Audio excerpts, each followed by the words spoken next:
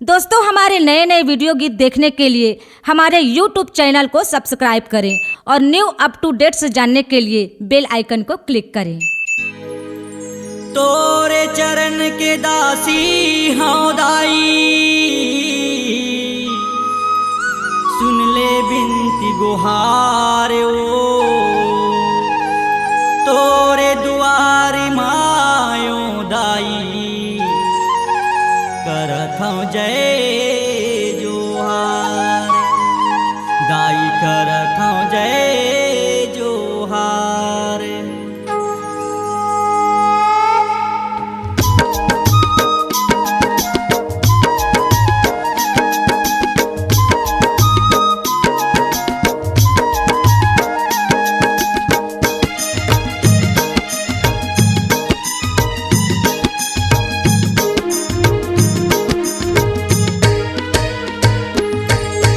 चरण ममाथ नवाओ हे दुर्गा महतारी।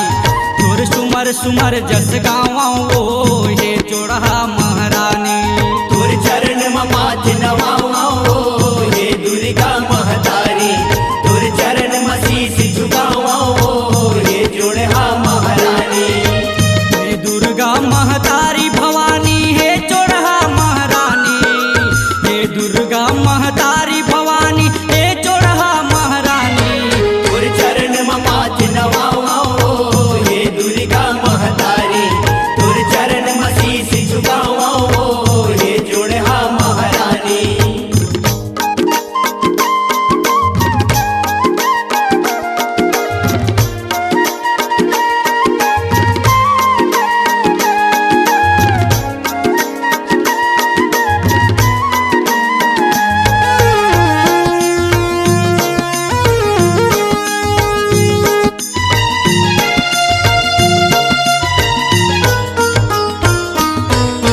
सतयुग माता सती कहाए शिव शंकर के नारी ओ दाई।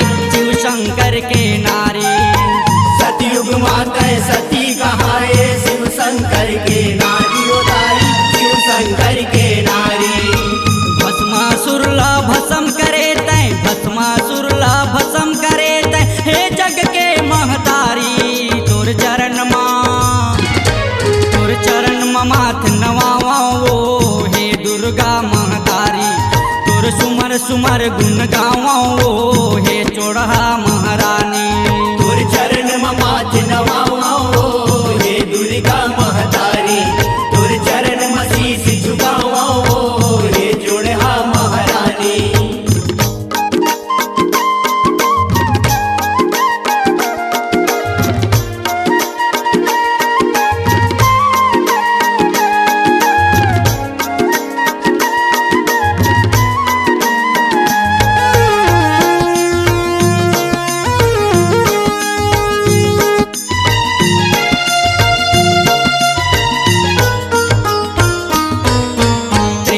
युग माँ सीता कहाए रामचंद्र के नारी ओ दाई। रामचंद्र के नारी त्रेता युग माँ सीता कहाए रामचंद्र के नारी ओ दाई।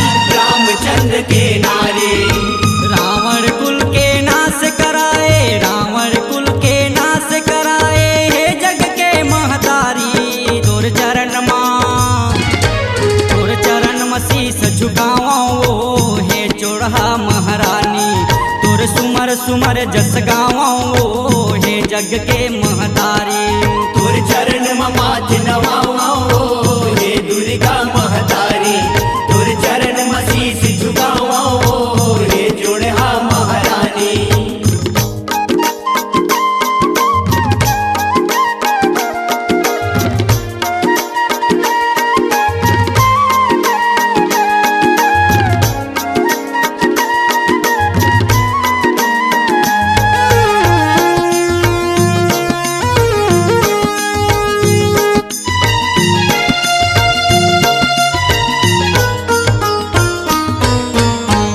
युग द्रौपदी कहाए पांच पांडव के नारी ओ दाई। पांच पांडव के नारी द्वापर युग द्रौपदी कहाए पांच पांडव के नारी ओ दाई। पांच पांडव के नारी कौरव कुल नाश कराए।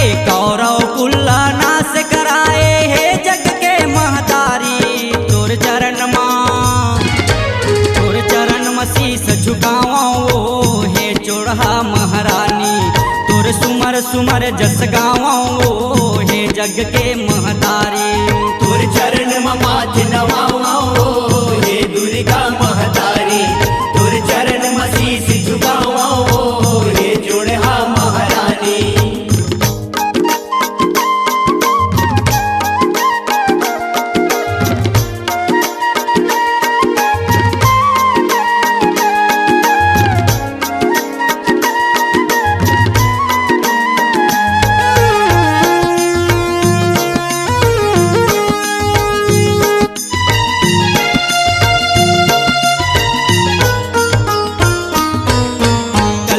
माते काली कहाए कलकत्ता के काली ओ दाई कलकत्ता के काली। कलयुग माता काली कहाए कलकत्ता के काली ओ दाई कलकत्ता के काली।